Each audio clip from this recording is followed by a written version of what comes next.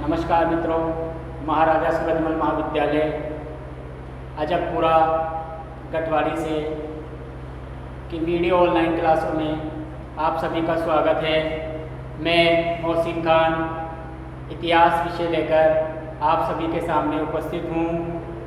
आज हमारा जो टॉपिक है वह राजस्थान का इतिहास BA प्रथम वर्ष द्वितीय प्रश्न पत्र है, जो हमारे सामने आज जो आपके सामने मैं टॉपिक पर चर्चा करूंगा, जिस टॉपिक पर चर्चा करूंगा वह है नवपाषाण काल, नियोलिथिक एज, या जिसे उत्तर पाषाण काल भी कहा जाता है। इससे पूर्व मैंने पूर्व पाषाण काल एवं मध्य पाषाण काल के ऊपर चर्चा की थी। अब हमारा जो बिंदु है, जो हमारा टॉपिक है, वह नवपाषाण काल होगा। जैसा कि हम सभी जानते हैं, पूर्व पाषाण काल लगभग 6 लाख वर्ष पहले प्रारंभ हुआ, जो लगभग 10,000 से लेकर 9,000 ईसा पूर्व के आसपास तक चलता है। इसके पश्चात, पूर्व पाषाण काल के पश्चात मध्य पाषाण काल का एक संक्रमण काल आता है और उसके पश्चात भारत, विश्व एवं राजस्थान में उत्तर पाषाण काल का आगमन होता है, जो लगभग 10,000 से 9,000 ईसा पूर्व के मध्य शुरू होता है। भारत की तरह ही राजस्थान में भी नवपाषाण काल प्रारंभ होता है। राजस्थान में विभिन्न क्षेत्रों के उत्खनन में हमें नवपाषाण कालीन स्थल प्राप्त हुए हैं। इस काल में आदि मानव एक कदम आगे बढ़कर अब अपनी बुद्धि का प्रयोग करते हुए, अपनी बुद्धि एवं हाथों का प्रयोग करते हुए उन्होंने मानव जीवन की एक श्रृंखला को आगे बढ़ाया और मानव का उत्तरोत्तर विकास शुरू हुआ।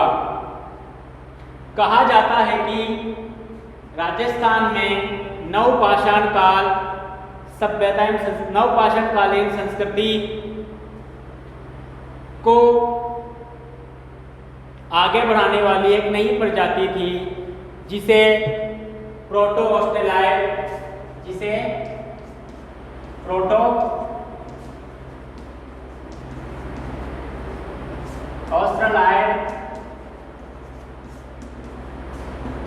के नाम से जाना जाता है। इससे पूर्व हम जानते हैं कि पूर्व पाषाण काल में जिस प्रजाति का उद्भव हुआ वह नेग्रिटो के नाम से जानी जाती थी, परंतु उत्तर पाषाण काल या नवपाषाण काल तक आते आते राजस्थान में एक नई प्रजाति का उद्भव हुआ। नई प्रजाति राजस्थान में प्रवेश की, जो प्रोटो ऑस्ट्रेलाइड प्रजाति के नाम से जाना जाती थी। इसकी संस्कृति को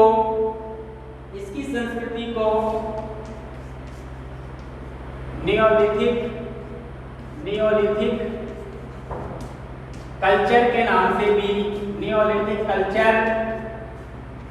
से भी जाना जाता है। प्रोटो ऑस्ट्रेलाइड जो प्रजाति थी, उन्होंने राजस्थान में जो नवपाषाण काल में मानव का जो विकास हुआ वह नियोलिथिक कल्चर के तहत हुआ। अब सवाल ये उठता है कि राजस्थान में ये प्रजाति, ये मानव श्रृंखला कहाँ से प्रवेश किया। कहा जाता है कि हो सकता है कि उत्तर पश्चिम की ओर से या उत्तर पूर्व की ओर से राजस्थान में ये संस्कृति प्रवेश की हो। इस संस्कृति के द्वारा नवपाषाण काल में जो मानव का उद्भव हुआ, उसकी बहुत सारी विशेषताएं हैं। उन विशेषताओं को हम जानेंगे कि नवपाषाण काल में मनुष्य ने अपना विकास किस प्रकार समय के साथ साथ उत्तरोत्तर किया। सबसे पहले हम जानेंगे कि इस समय जो मानव था उसका निवास स्थान कैसा था, उसका निवास क्या था।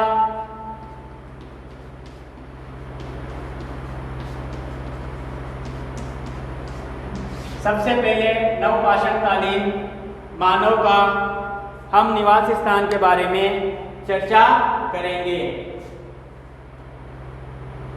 अब मानव ने चूंकि उत्तरोत्तर वृद्धि की समय के साथ साथ अपना विकास किया, अब पूर्व पाषाण कालीन मानव की अपेक्षा इस काल में मानव ने प्राकृतिक कंदराओं, नदियों के कगारों को छोड़कर पर्वतों की समतल भूमि पर अपना निवास स्थान बनाना शुरू किया। इसके साथ ही उसने पत्थर एवं घास फूस की सहायता से अपने मकान निर्माण भी करना शुरू कर दिया। उसने मकानों के निर्माण में पत्थर एवं मिट्टी के बड़े बड़े ढेरों को लिया, उसकी सहायता से उसने उसका निर्माण किया। साथ ही उन मकानों की छत बनाने के लिए उसने घास फूस, लकड़ियाँ, जानवरों की हड्डियों का सहारा लिया। उसी की सहायता से उसने मकान बनाए और उन्हीं मकानों में वह अपना जीवन गुजर करने लगा। इसी काल में मानव में सामाजिकता एवं संगठनात्मक शक्ति का प्रवृत्ति का भी विकास हुआ, चूंकि वह मकान बनाकर रहने लगा और इसी कारण से उसमें सामाजिकता का विकास भी हुआ। इसके बाद हम जानेंगे कि नवपाषाण कालीन मानव के जो अस्त्र शस्त्र थे, औजार थे, वो कैसे थे, उसके बारे में भी हम थोड़ा सा अध्ययन करेंगे। औजार है अस्त्र शस्त्र।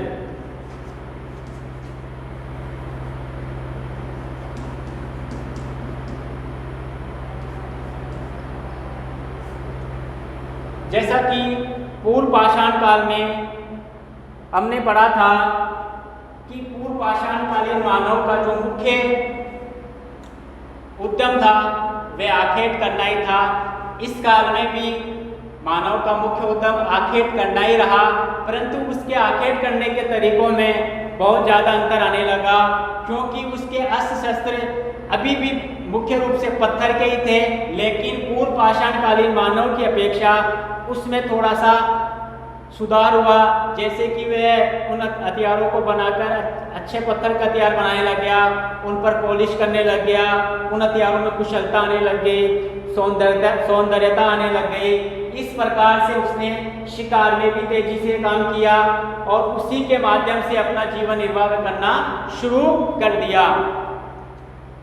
नवपाषाण कालीन मानव के जो औजार थे उनमें कुल्हाड़ियाँ, चाकू, तीर, मूसल, औखली, पीसने के अस्त्र आदि का उसने उपयोग करना सीख लिया था। परंतु इस काल में, उत्तर पाषाण काल में, उसके दो प्रमुख अस्त्र थे जो उसके सबसे बड़े साथी थे। इन अस्त्रों में स्क्रैपर व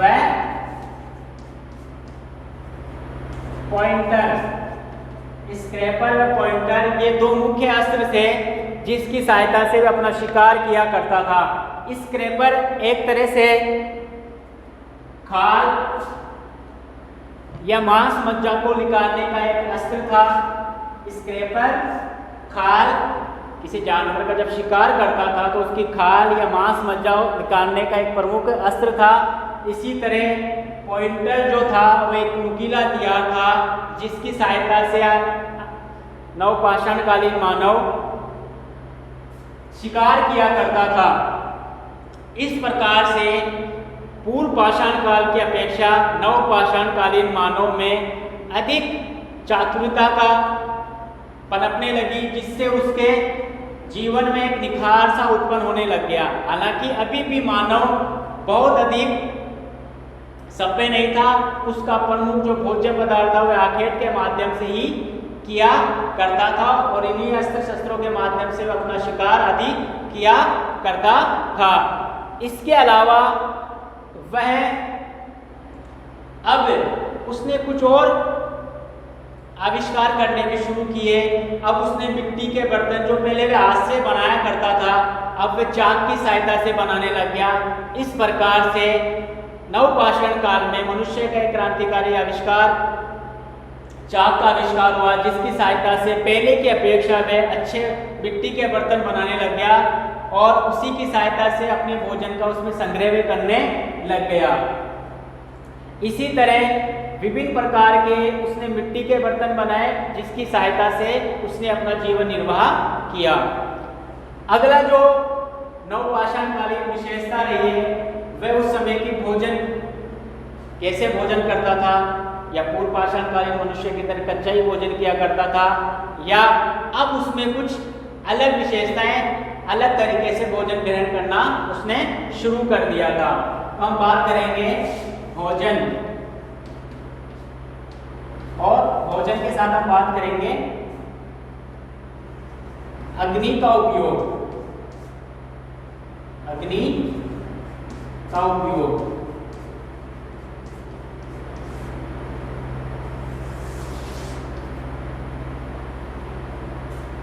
भोजन एवं अग्नि का उपयोग। इस काल का मानव, नवपाषाणकालीन मानव पूर्व पाषाणकालीन मानव की अपेक्षा भोजन में अलग तरह की वैरायटियां लाने लग गया। हालांकि अभी भी उसका मुख्य उद्यम जो था वह आखेट करना ही था, परंतु अब उसको इस बात की समझ आ चुकी थी कि जो कच्चा मीट होता है वो ज़्यादा समय तक नहीं रह सकता है, अतः उसने आग में पकाकर भोजन ग्रहण करना शुरू कर दिया। आग का आविष्कार उसने कैसे किया होगा, इस बारे में हम तथ्यात्मक रूप से तो ज़्यादा कुछ नहीं कह सकते, फिर भी कह सकते हैं कि तत्कालीन समय में पत्थरों के आपस में टकराने से, पेड़ों के आपस में टकराने से, या बिजली के गिरने से जब आग लगी होगी, उसमें किसी जीव के कोई जीव जल गया होगा और उस जले हुए जीव को उसने खा लिया होगा, तब उसको वो जला हुआ जीव का भोजन उसको अच्छा लगा होगा, अतः उसने अब आखेट में जो शिकार किया था, उस शिकार का जो जिस जानवर का उसने शिकार किया था उसके द्वारा उसको पकाकर वह खाने लग गया। इस प्रकार से अग्नि के माध्यम से उसने अग्नि के द्वारा भोजन पकाकर खाया और उसने एक कदम आगे अपने मानव जीवन में एक कदम आगे बढ़ाया। अग्नि के द्वारा उसने एक काम और किया कि अब वह जो जंगली जानवर होते थे उससे अपनी रक्षा भी कर सकता था, क्योंकि हम सभी जानते हैं कि जब आग जलाई जाती है तो जंगली जानवर आसपास नहीं आया करते हैं। इसलिए अग्नि का उस समय नवपाषाणकालीन मानव में अपनी जगह एक महत्वपूर्ण योगदान दिया। भोजन में जो भोजन करता था वह कंदमूल, फल फूल अभी भी किया करता था, जड़ी बूटियों को भी खाया करता था। साथ ही वह गाय, भैंस, बैल, सुअर, बकरी आदि को पकाकर उसने खाना शुरू कर दिया था। इस काल में एक विशेषता जो हम देखते हैं वह उस समय के मानव का जो उद्योग, चूंकि अब मानव पहले से अधिक परिष्कृत हो चुका था, पहले से अधिक समझदार हो चुका था, तो उसने उद्योग धंधे भी करना शुरू कर दिए थे। इस बिंदु को भी हम चर्चा करेंगे, उद्योग धंधे।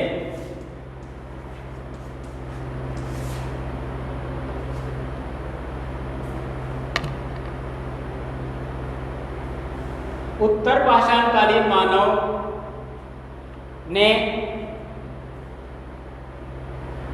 सबसे जो प्रमुख आविष्कार किया वह खेती का आविष्कार किया। यह उत्तर पाषाणकालीन मानव की सबसे बड़ी उल्लेखनीय सफलता थी कि उसने खेती का आविष्कार किया। खेती के आविष्कार करने के कारण वह अब एक जगह स्थायी रूप से बसना शुरू कर दिया। इस वजह से एक सामाजिक भावनाओं का विकास भी हुआ। साथ ही अलग अलग फसल उगाने के कारण जो अधिक के फसल उसके पास बचती थी, अपने निर्वाह के पश्चात जो फसलें उसके पास बचती थी, जो अन्न उसके पास बचता था, अब उसको वे व्यापार करना शुरू कर दिया। हालांकि व्यापार आज की तरह व्यापार तो नहीं होता था। बताया जाता है कि वस्तु विनिमय की शुरुआत भी उस समय हो चुकी थी। एक तरह से सामुदायिक जीवन का विकास उस समय हो चुका था। इसके साथ साथ उसने एक चीज को और ध्यान दिया, एक चीज की तरफ और ध्यान दिया कि अब जो आखेट में करता था, केवल वो आखेट के जो जानवर उसको मरता था उसका जो भोजन खा लिया करता था, जो कि 2-3 दिन उसके पास भोजन चला करता था। लेकिन अब उसको इस बात की समझ आ चुकी थी कि पशुओं का उपयोग केवल शिकार करने के लिए नहीं है। अब वो इन पशुओं के माध्यम से पशुबंधन, पशुपालन और पशुचारण भी करना सीख गया था। एक तरह से ये एक नया उद्योग उसने शुरू किया। उन पशुओं से उसने दूध निकाला, उस दूध की सहायता से उसने दही बनाया और दही से वह बाद में घी बनाना भी सीख गया था। इसी के साथ साथ चूंकि खेती करना सीख गया था तो कपास आदि उगाना भी वह सीख गया था।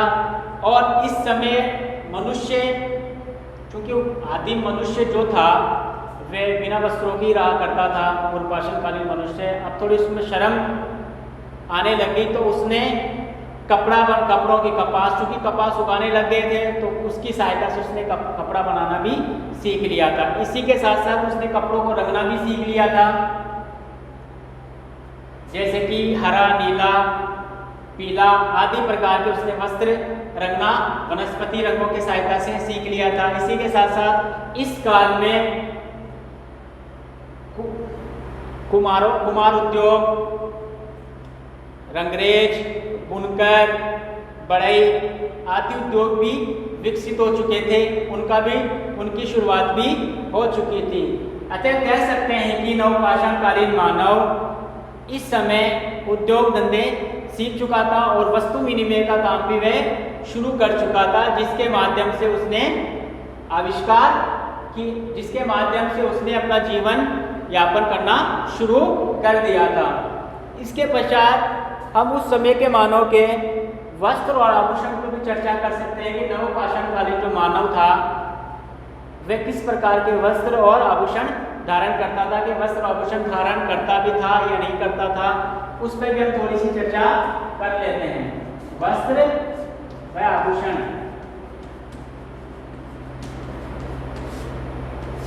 जैसे कि मैंने पीछे आपको बताया कि इस समय मनुष्य वस्त्र पहनना सीख चुका था। पहले वह पत्तों आदि से ढककर अपना शरीर, अपना गुप्तांग ढककर रखता था, लेकिन अब उसने एक कदम आगे बढ़ाया और जानवरों की खालों और जो कपास या जानवरों की जो ऊन से जो उसने वस्त्र बनाना सीख लिया था, सूती और ऊनी दोनों ही प्रकार के वस्त्र वह पहनना शुरू कर चुका था। इसी तरह उसने जो वस्त्र पहना करते थे, जैसे कि पुरुष जो वस्त्र पहनते थे वे अधो वस्त्र पहना करते थे, यानी कि ऊपर का जो शरीर था वो खुला रहता था और केवल कमर के नीचे का हिस्सा वह ढका करता था और कंधे पर बताया जाता है कि वह एक तरह से गमछा रखा करता था। ये भी देखने को मिलता है कि नवपाषाण काल में मनुष्य स्त्री और पुरुष दोनों ही पगड़ी का प्रयोग करने लगे थे। स्त्री एक प्रकार से अधोवस्त्र जो लहंगा होता है वो पहना करती थी। इसी तरह से इस काल में, उत्तर पाषाण काल में आभूषण भी सौंदर्य जो आभूषण जो है वे पुरुष और महिलाएं दोनों ही पहना करती थी। खास तौर पर स्त्रियां पत्थर की कौड़ियाँ आदि की सहायता से विभिन्न प्रकार के आभूषण बनाया करती थी और उन्हीं को वह पहना करती थी, चाहे जानवरों की हड्डियां उसके माध्यम से, हाथी दांत उसके माध्यम से, इस प्रकार के वे आभूषण पहना करती थी। तो नवपाषाण काल तक आते आते मानव ने वस्त्र और आभूषण के महत्व को भी जान लिया था। इसके आधार पर अब इसके आगे हम चर्चा करेंगे कि नवपाषाण कालीन जो मानव था उसमें सामुदायिक जीवन का कैसे विकास हुआ, सामुदायिक जीवन का कैसे विकास हुआ। विकास होता भी क्यों नहीं, क्योंकि उसने निवास स्थान, औजार, शस्त्र, भोजन एवं अग्नि का उपयोग, उद्योग धंधे, वस्त्र आभूषण आदि का जो मिला जुला रूप उसने अपनाया, उसी के आधार पर उसका सामुदायिक जीवन में भी कुछ नई बढ़ोतरी देखने को हमें मिलती है। तो उसके सामुदायिक जीवन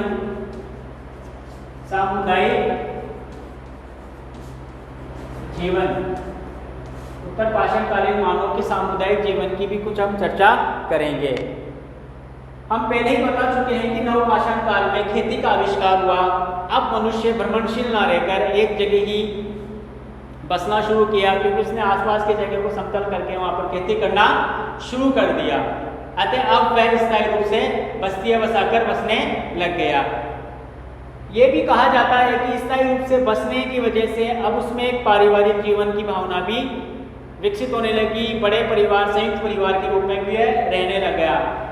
चूंकि अब इस काल में जैसे कि मनुष्य अलग अलग जगह अपना जीवन विचरण कर रहा था, जैसे कि रेगिस्तानी इलाके में या फिर कहीं नदियों घाटियों के इलाकों में, पर्वतों के इलाकों में, इस प्रकार से उसमें एक जातीय भावना भी विकसित होने लगी। कहा जाता है कि जातीय भावना का जो बीज मिलते हैं वह हमें उत्तर पाषाण काल से ही मिलने प्रारंभ हो गए थे। अब चूंकि पशुपालन, पशुचारण भी वे किया करता था, इस प्रकार से उसमें चारागाहों को लेकर आपस में झगड़ा भी उत्पन्न होने लग गया था। अतः परिवार में एक पारिवारिक मुखिया की बात ही अब सामने आने लग गई थी कि एक शक्तिशाली व्यक्ति परिवार का मुखिया हुआ करता था। कहा जाता है कि पुरुष ही परिवार का मुखिया हुआ करता था, जो अपने पूरे परिवार को, पूरे समुदाय को, सामुदायिक को लेकर वह चला करता था। विद्वानों का मानना है कि उत्तर पाषाण काल से ही एक तरह से जो पारिवारिक सामुदायिक भावना का विकास हुआ, वही आगे चलकर एक राजनीतिक संस्था के रूप में भी धीरे धीरे बढ़ने लगा। इसी तरह हम पाते हैं कि इस काल में भाषा और कला का भी कुछ विकास हुआ। उसके बारे में भी हमें थोड़ा सा जानना पड़ेगा। भाषा और कला,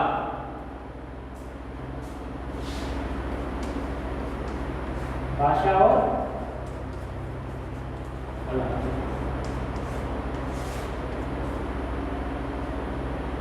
जैसा कि हम सभी को मालूम है, उत्तर पाषाण कालीन या नव पाषाण कालीन मानव प्रोटो ऑस्ट्रेलियाई प्रजाति से संबंधित बताया गया है। ये प्रजाति दक्षिण पूर्वी एशिया में ऑस्ट्रेलियाई महाद्वीप तक काफ़ी बड़ी दूरी में आज भी बसी हुई है, और इनकी जो मुख्य भाषा है वह मंगोलाइड मंडारिन भाषा के रूप में जाना जाता है, जो चाइना से लेकर ऑस्ट्रेलिया तक बोली जाती है, अनेक देशों में बोली जाती है। राजस्थान में भी चूंकि इस तरह के कुछ ऐसे शब्द हमें प्राप्त होते हैं जो शब्द मंडारियन भाषा से मिलते जुलते हैं। जैसे कि कहा जाता है कि जो राजस्थान में मीणा, भील या सिरोही, उसके आसपास की जो आदिम जातियां हैं, वह प्रोटो ऑस्ट्रेलियाई जाति का ही प्रतिनिधित्व करती है। इस प्रकार से भाषा के क्षेत्र में भी उसने एक कदम आगे बढ़ाया और कुछ शब्दों का उसने विकास किया। इसी तरह हम देखते हैं कि कला, जैसे कि पहले बताया जा चुका है कि इस काल में मनुष्य ने कई कलाओं का विकास किया। उसमें मुख्य है मिट्टी के बर्तन बनाने। अब उसमें मिट्टी के बर्तन चाक पर बनाने लग गए थे, और ये बर्तन भी उसने सादा और अलंकृत दोनों प्रकार के बर्तन बनाए थे। इसी प्रकार से बड़े उद्योग, बुनकर उद्योग, नाविक कला के बारे में कहा जाता है कि नवपाषाण काल में मनुष्य ने नाविक कला का भी ज्ञान प्राप्त कर लिया था। इसी प्रकार से बहुत सारे जो पर्वत कंदराएं हैं, वहाँ से हमें अनेक चित्रकारियों के लक्षण मिले हैं, साक्ष्य मिले हैं। हालांकि वो आज की चित्रों की तरह तो नहीं है, फिर भी कहा जा सकता है कि उन चित्रों को बनाने की जो कला का उस समय विकास हुआ, उसने उस समय की तत्कालीन कला का भी एक अच्छा उदाहरण हमारे सामने पेश किया है। उत्तर पाषाण काल का जो अंतिम बिंदु पर हम चर्चा करेंगे वो एक कला से संबंधित ही है, जिसको रॉक आर्ट, कंदरा कला कहा जाता है। उस पर थोड़ी सी हम चर्चा करेंगे। रॉक आर्ट, कंदरा कला कहा जाता है, उस पर थोड़ी सी हम चर्चा करेंगे।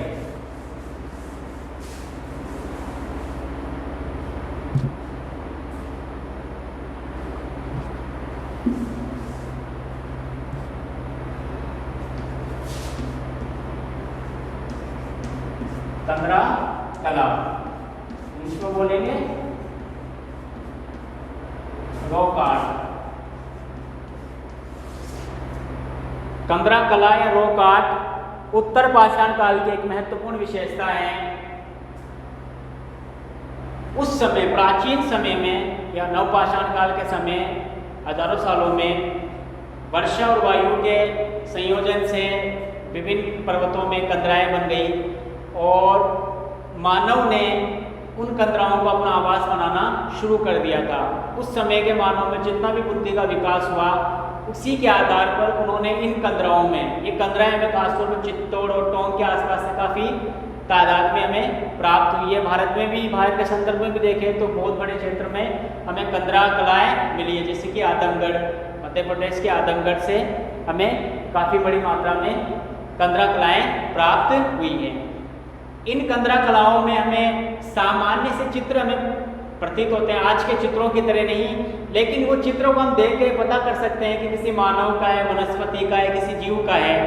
ये चट्टानों पर उस समय के तत्कालीन मनुष्य ने, नवपाषाणकालीन मनुष्य ने हजारों सालों पहले उन चट्टानों पर चित्र बनाए जहाँ पर वो विचरण रहा करते थे। वह चित्र आज भी हमारे सामने मौजूद है। उन्हीं चट्टानों के चित्रों को कंदरा कलाएँ, रॉक आर्ट कहा जाता है। यहाँ से राजस्थान से भी हमें बहुत सारी कंदरा कलाएँ मिलती है। ऐसे भी चित्र मिलते हैं, जैसे कि शिकार का पूर्व का नृत्य, शिकार करते हुए नृत्य, गर्भवती स्त्री का चित्र। इसी तरह एक ऐसा चित्र भी हमें प्राप्त हुआ है जिसमें एक आदमी को, एक व्यक्ति को गेंडा अपने सींग से उठाकर पटक रहा हो। इस प्रकार के चित्र हमें कंदरा कला के रूप में राजस्थान से मिले हैं। तो कंदरा कला, रॉक आर्ट नवपाषाणकालीन सभ्यता की एक महत्वपूर्ण विशेषता रही है। आज का टॉपिक हमारा यही समाप्त होता है। उम्मीद करता हूँ कि आपको नवपाषाण काल जो मैंने आपको समझाया वो समझ में आया होगा, और इसी के साथ मैं आपके सामने समापन करता हूँ।